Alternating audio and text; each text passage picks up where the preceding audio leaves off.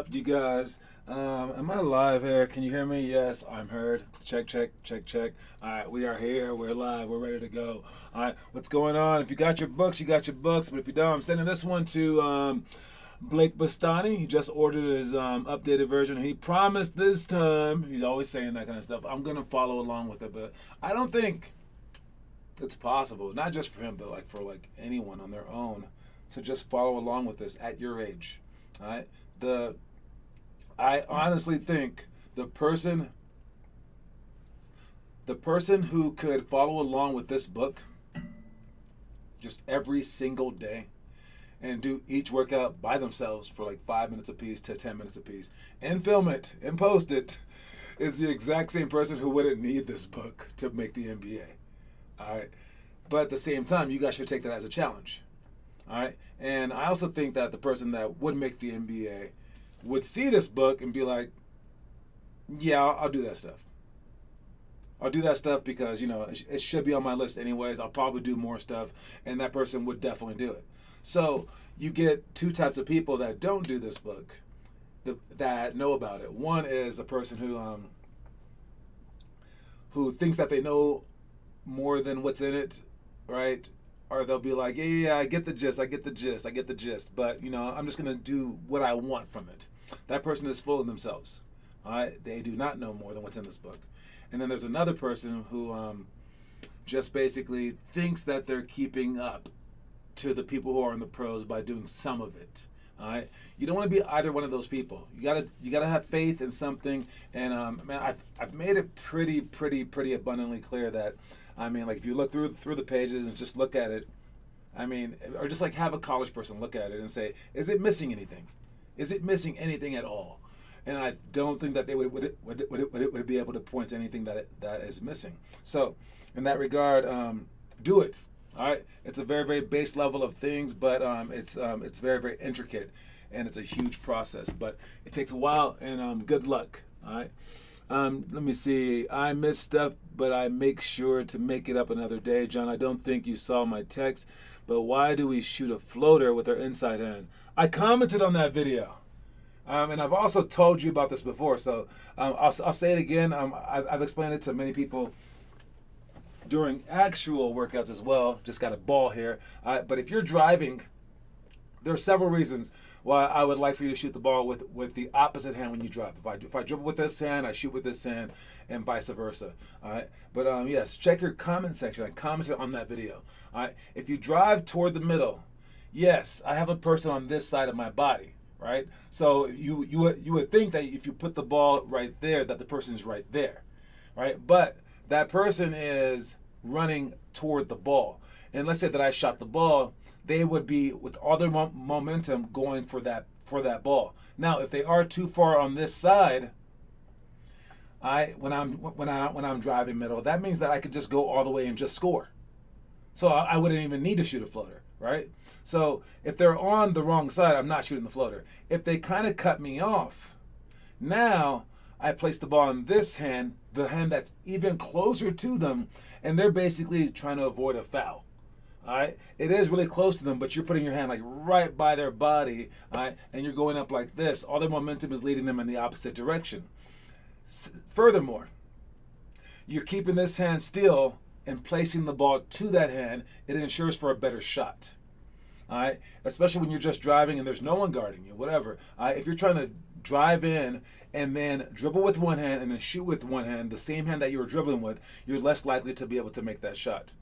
All right. I also think that it surprises some people, all right, because you do get to prepare your hand for the shot to place it in, so it's a much better shot in that way. But it surprises people because you are shooting close to them, all right, and they are going to try to avoid the foul. So I like it for all those reasons. You can do whatever gets the shot off. If the shot goes in, who cares?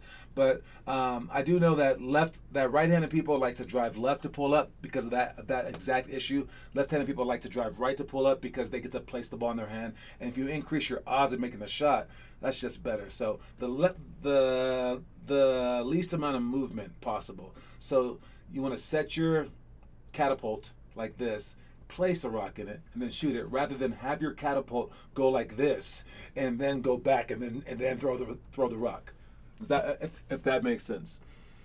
Didn't see it, my bad. Or should I shoot every floater with the opposite hand I'm dribbling with? I would say like every floater. But again, if you feel comfortable shooting with the same hand, it is what it is. I mean, you might have to shoot the ball with the same hand floater if you need to or whatever, because the guys on this side are like whatever, your arm's broken. I don't care. All right, so it doesn't really matter. Just put the ball in the basket. The way that I teach it though is that you do it like that, because that's the way that I do it, and it just makes it so much easier. So why make it harder? But I do know that I'm pretty sure that you're not dribbling left-handed and trying to shoot it left-handed. I'm pretty sure that you're dribbling right-handed and you want to shoot it right-handed because you're right-handed. All right, so if you're looking for a sneaky way to shoot it with your strong hand, it's probably not the best call. All right, let's go with the quote of the day. The quote of the day is to utilize every advantage. All right, utilizing every advantage. I was thinking about this earlier, and someone was saying that, like Giannis is amazing, just because he won. I'm like, well, and then they were looking at some James Harden quotes saying that, like, Giannis, he has no skill, he sucks, blah blah blah. And I was like, well, Harden has a point, and it just mainly feels like whatever, like, it's all about preference, right? Me, I have trouble giving it to Giannis or to Shaquille O'Neal, because if I'm being guarded by a 5-foot guy and you throw the ball to me and I turn around and I score, I haven't done anything. Don't honor me because I'm tall. I don't even want that. I want to be good because I'm skilled up, right? And now Giannis, compared to other big guys, pretty skilled, kind of skilled. Not compared to KD, right? But he's just so long and he's so strong, right? That he didn't really do anything to earn that. He's just long. Here's your reminder. Oh. Trivia time. But yes, it's his body makeup, right? And but in that same note, he's utilizing his advantages. And a lot of people in life don't do that. So there are millionaires, and you don't want to give them credit because they were born millionaires. And yes, it is true. If someone who had no money at all gains that much money, that's a better story. You can shut up. But not every millionaire is a bum. Not every millionaire is like a person who just doesn't try hard at all and is lazy. So in that terms, Giannis was given $1 million body, but he's made the most of it and has worked very, very hard, and he does deserve a lot of credit. All right, but James Harden has a nothing body, and I mean he has some height though, but he's done so much skill wise to like reach that same level. Basically, it's kind of neat. So I'll always love the underdog. But hey, if a millionaire works their butt off, that's pretty cool too. But they had all the resources at their thing. But with that said, if you have $1 million and you don't utilize your advantage of having it, then you're a double bum. That's ridiculous. All right. Also, I found trick to go ahead in the stream. You can't go ahead in the stream. If you go ahead in the stream, then you're in the future. Oh, but you're saying that I'm on a delay. That might be a little trick. All right, so if you're using that trick to win the trivia stuff, I don't know about you. All right, bro, do both of the guys add your video to the playlist right as the stream starts? I think that they do that sometimes. All right, anyways, moving on, we got our trivia. Trivia for the day is, I'm going to say the trivia question, and you're going to try to guess the trivia. Right now, we got Finn Kaufman winning 10-8. There are 4 more days in the month. All right, I believe so. All right, so there's still a chance for Connor Rush to win, but Finn Kaufman has stormed back.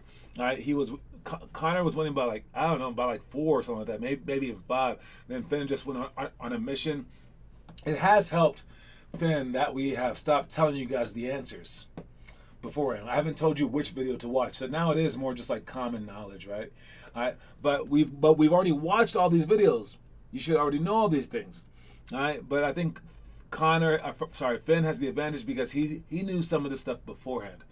All right, whereas maybe Connor just heard it for the first time and just watching the video once wasn't really enough. So I think that's the difference. But who knows? Blake Bastani might catch up. Take out your Google, maybe. Google might help a lot. All right, so I'm gonna start saying the trivia question. You won't understand it first, but in the end of all this blurb that I'm gonna say, there's gonna be the question. All right, ready? Here we go. Here's the blurb. All right. And if you want to answer it while I'm talking, you can totally do that. I don't care. Whoever puts the right answer there first wins. All right. Sir Charles, the Chuckster, the Chuck Wagon, the Prince of Pizza, the Incredible Bulk, the Leaning Tower of Pizza, Bread Truck, Boy George, sorry, I can't even say it. Boy Gorge, Love Boat, Food World, the Crisco Kid, Wide Load from Leeds, Ton of Fun, and Good Time Blimp are all nicknames of Charles Barkley. But what is his main nickname? What is Charles Barkley's main nickname? All right, what is Charles Barkley's main nickname? All right, that's the question of the day, and then let's see who gets it. All right, I know. See, you guys are answering a little too fast. Nope. Outside of Chuck, I definitely named Chuck as one of them. Don't worry about it. But his main nickname when he was playing, it rhymes with itself as well. It's what they called him. It's a very cool name. They have it on T-shirts and stuff like that back in the day. There's a podcast with this name. There's even a trivia question thing with his name. But like, yes, this is what his nickname is. His main nickname. And again, you can look it up on Google. Come on, you guys. Who's gonna get it right for me? Who's gonna get it? Who's gonna get it? Who's gonna get it? Oh man, and I gotta give it to the full answer, and that would be Connor. It is the round mound of rebound. I told you that the name rhymes with everything, and it's the round mound of rebound. The round mound of rebound. All right, the mound of rebound. Oh, you know what? Dude. All right, I mean, like, okay, it's kind of touchy who said what. So, okay. Finn Kaufman said the round mound. Then Connor said the mound of rebound. Then Finn said the round mound or rebound. Then Connor said round mound of rebound. I mean, like, and then Dice Dween just said mound of rebound. So, oh man. I don't know. I'm gonna give it to. I'll give it to Connor. I mean, I just have to. I would just have to guess that Finn Kaufman meant the round mound of rebound, even though he wrote or.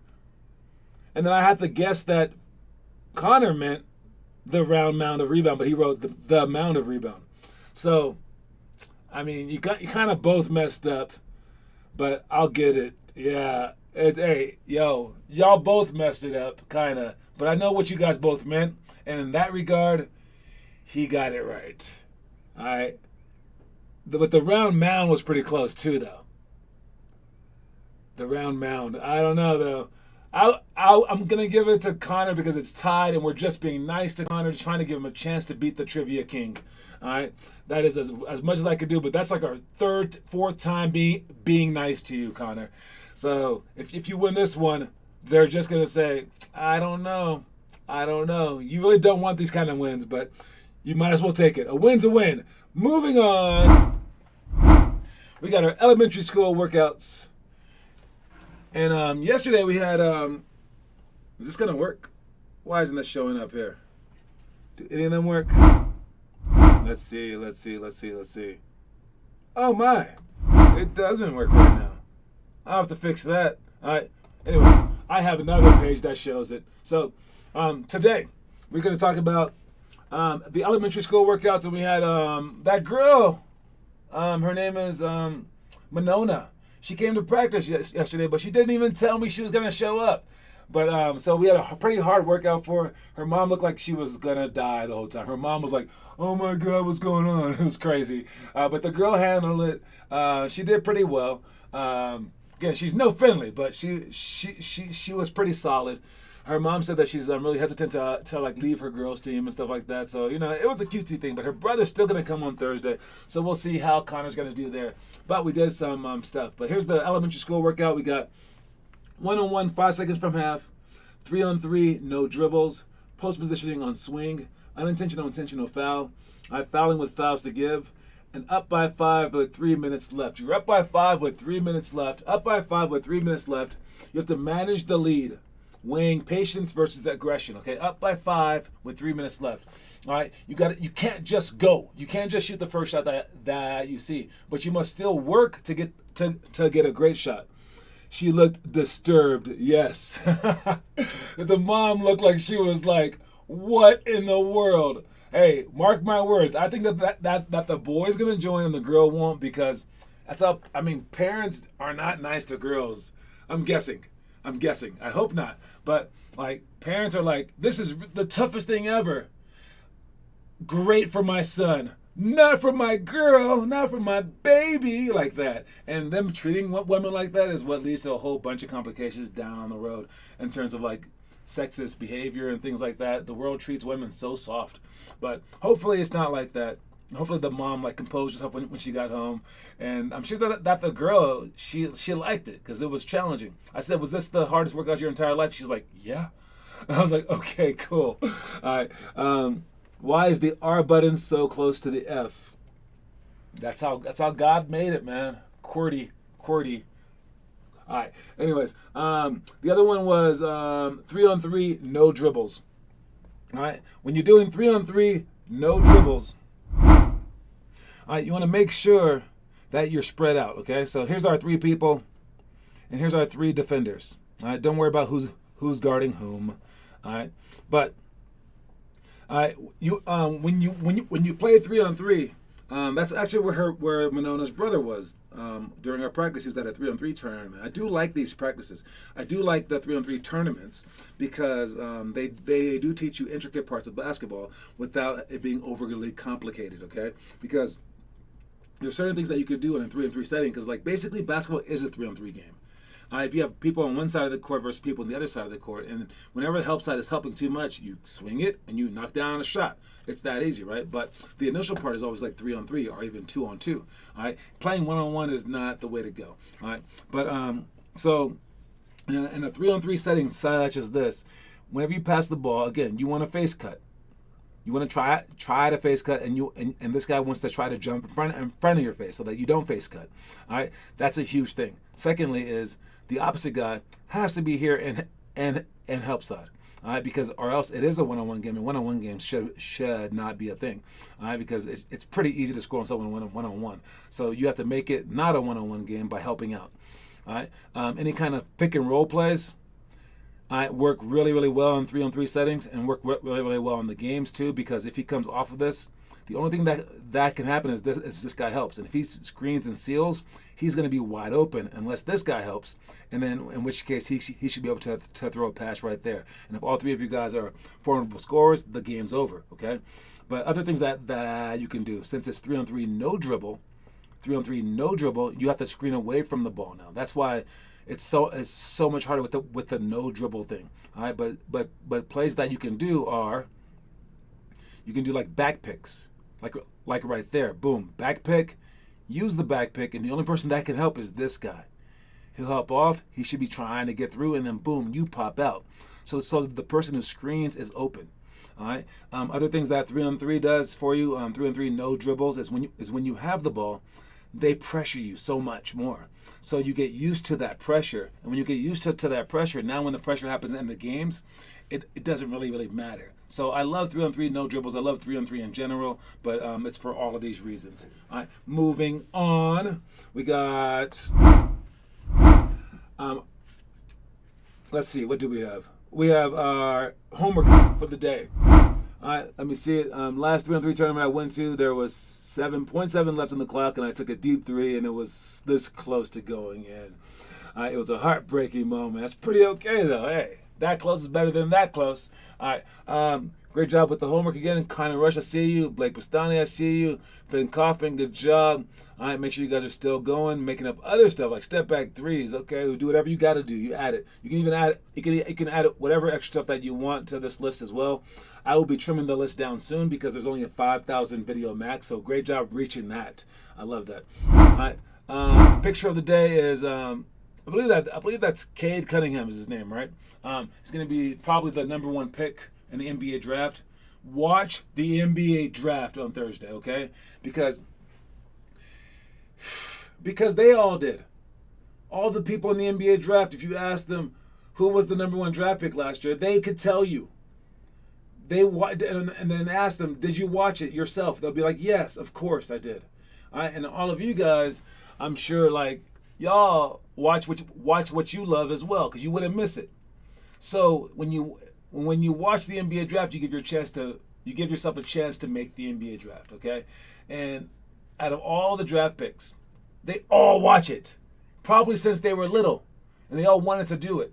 So what I want you to do is to watch the NBA draft, and I want you to plant that seed, all right? And when you plant that little seed right there, it's gonna build. All right, now I would this is like it's kind of like watching a scary movie, right before you go to sleep. All right, and it's going to be that seed in your mind that's going to create the stupid nightmare that's not even really scary when you think about it, but it was really scary when you were dreaming it. All right, and you know not to do that because the mind is a hypnotic thing. All right, and you will remember it and you'll start thinking about it and it'll entrench your soul. Right, that's for scary movies, but the same thing for the NBA draft, and for me, all right, we're only human. We all have that. When I was growing up and I watched the movie The Matrix, I literally felt like I could fly afterwards. I was like so high on everything. When I watch like some sports movies, I feel so inspired, right? Also, when I watched this movie called Belly, it's like a gangster movie with like DMX in it and stuff like that. Nas was in it, and after that, like I was wearing this like puffy jacket, and we're like walking into like a gas station, and my friends and I were like, "Oh my God, doesn't it feel like we're about to rob this place?" All right, it put that thought in our mind. Right, the mind's funny like that, and you need that thought in your mind. So, watch the NBA draft. John, can you make a new playlist instead? That's like what are we saying? That's that Mike Conley shot versus the Nuggets. Oh, can I make a new playlist instead? No, because then I would have to have people. Re-download the link and everything like that, and change that. And it took me a long time to make people understand how to subscribe to the link. So they're already subscribed to that playlist. It's all good. Your videos are still on your website. So these will be like the latest 5,000 videos. We've had this one for about a year and a half now. So and people posted a lot during the pandemic. So I mean, it should go for like at least 2 years now. So we should be good. And maybe I'll just remove the older ones because I don't know how fast I can even delete all these. Not delete them. I won't delete them, but I'll take them off the playlist. We'll see. Anyways, quick commercial break, then we'll come back and we're gonna speed through the rest because we are going slow. In the mood for brunch? Well, set your alarm and visit Snooze. Known for their brilliantly boozy morning cocktails, a wide array of Benedicts, and creatively delicious pancake flights, this now national AM eatery started in the Ballpark neighborhood in Denver, Colorado. Their mantra at Snooze, it only takes a moment to make a difference. Sweet, savory, or a combo of the two, satisfy your taste buds and chill out in the eclectic and energetic atmo that is Snooze the next time you're in the mood for brunch. Yes, I like the comment section right now. Setting goals for yourself for the workouts, that is a great thing. I mean, every day should be a unique goal. All right, moving on, we got our middle school stuff. And again, it's not showing. Oh, there it goes. It showed now. There we go. Clockwork passing drills, zone cutting, ball and hold drill, jump ball positioning, taking the last shot, post entry plus kick out. Started to talk about the zone. All right, if this team right here is in a zone like this, all right, and you guys are on the outside, you want to make sure that you are cutting within the zone. So as he passes to the wing, you want to make cuts, and you want to stop right here or something like that. You want to get it to the heart of the zone. But again, if he's not open, good. All right, it's okay. Now you got to make this guy right here make a choice, because the center, if this guy goes out right now like this, the center would, the small forward would, he would see him and he would follow him out, and the center would see that guy. That's pretty easy. All right? But what's hard is if you cut all the way to the basket to where no one sees you, because he's not gonna be looking behind him, and then you cut this way. Now only he sees you. He might leave. You might have a pass right there. All right. So zone cutting is huge, but you have to make sure that every time that you pass the ball, you cut. Or every time that you're open, you cut toward the open spot. The open spot might change. Right? It might be like whatever, right? Whatever the open spot is, it might be right there. It might be right there. All right. And you want to move to the open spots, but also move within their passing lanes. And as this guy drives, you want to try to penetrate inside the key with the ball. All right. So that multiple people guard you, because if multiple people are guarding you, and then you kick out, the person's not only wide open, but they're going to be scrambling for that shot, scrambling for everyone else. Now there are offensive rebounds to be had. So there's open shots and offensive rebounds for any kind of zone play, but you have to make sure that you are cutting every like 3 seconds or something like that, especially if you're on the inside, but at least every time that you pass the ball. All right, moving on, we got our story of the day. Watch this one because it's pretty cool, especially the end. All right.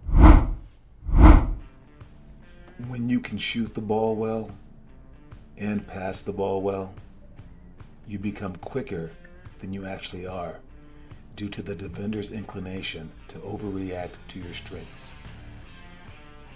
So although speed is a very difficult attribute to improve, doing so through these other avenues is highly efficient. All right, so basically, if you're not fast, it sucks for you, right? And it's hard to get faster. I know Blake Bassani's trying right now, and he's trying every single day, trying to get faster. It's really, really hard to get faster. But you can try to improve to get faster, but you can also improve your passing skill and your shooting skill, because they're going to be so much closer to you. And every little move that you make, they're going to go for it. Now you're faster because you can pass, faster because you can shoot. So see that stuff right there. And that was Dwayne Wade with crossing over Galloway, I believe. I think that was him. All right. Anyways, moving on. We got our high school drills. High school, we got tip drill, one-on-one wing, and one-on-one rebound. Nod and help equals points. Zone 1-on-2 guard front. If there's zoning us up with a 1-3-1, we want to go with the 2 guard front. With the 2-3, we go with the 1 guard front. Whatever their front is, if it's a 2-R1, we want to go the opposite. So if it's odd, we go even. If it's even, we go odd. The other thing is nod and help side for points. That reminded me of again the open gym with Connor. If you're not in help side while you're playing defense, you're just not focused. All right, so the entire time that you're on defense, you have to be engaged, focused the entire time. You're not allowed to take mental breaks during basketball games. You're just not allowed. And some people aren't strong enough mentally. I get that, but at the same time, train yourself to be focused the entire time. You can't forget that you're sprinting back, that they might go. Just know that the game never stops. And people that need the game to stop, they are bench players. So don't be a bench player. All right. Anyways, to finish up, we got our, where is it? Right there. All right. It's our 11th grade. Our 11th grade calendar. Or not calendar, our 11th grade challenge of the month. All right, if you're an 11th grader, you should be on day 27 of 60 of the Dunk School. All right, so again, if you were following the book word for word, it said 27 days ago or 26 days ago to start this drill, the Dunk School, okay? And you do 2 minutes for each drill, 1, 2, or 3 sets. All right, jump rope, hurdles, defensive slides and jumps. That's going from the block, slide to the opposite side of the backboard, and then jumping and tapping the backboard, then slide to the other side, jump and tap. If you can't tap the backboard, you just get as high as you can. What else is there? Jump to dunk off the left foot. You just jump jump over and over and over again, running from the outside, trying to dunk the ball. Calf raises regular, calf raises toes in, calf raises toes out. Dunk off the right foot, dunk off both feet, and then squats to power jump. You go squat, but then on the third one, you squat down low, and then instead of just raising up, you jump up, and then you put your hands up. Again, for 2 minutes, that's a lot. Again, you can do 1 set R2, R3, but you want to do this for 60 straight days if you're an 11th grader, okay? So great job with that. If you guys are on day 27, you are a beast. Your legs should be burning right now, man. But you're going to, after these 60 days, man, you're going to be that much higher in your freaking vert, and that might be the difference between this and not dunking it and not dunking it. All right. To finish up with, let's see. What do we have? This was my main problem defender. Kept beating me down the curve. Hurdles are the hardest things to do. I look stupid doing them. Yeah, you will improve at everything. All right, you guys. Make sure that y'all keep working out. Make sure you guys keep showing up. We have tryouts next week. I just posted our Facebook posting. We'll see how that works. I'm putting about, I think, like $1,000 into just the advertising. We'll see. I'm going to try to pack it out. All right. Anyways, the quote of the day, again, is utilize every advantage to make sure that you're doing it, because I'm definitely doing it on my end. All right, you guys. Talk to you later, and peace out.